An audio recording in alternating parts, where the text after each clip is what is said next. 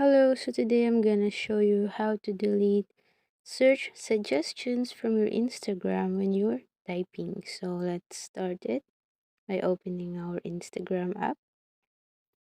Then let's over to the search bar.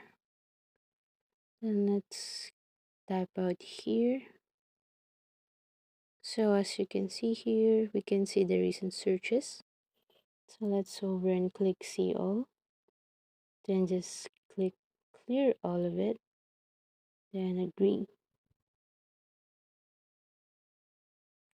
So now let's head over to our profile.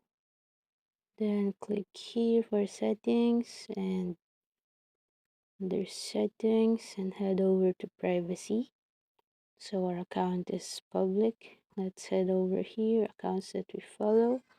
If we scroll down, we can see suggested accounts. So let's just dismiss them. Let's dismiss every suggestions until we reach the bottom one. Doing so, there will be less suggestions that would pop up to our account. Once you're done, that's pretty much it. Suggestions when typing will automatically be gone or deleted once you do so. So that's it. Thank you for watching.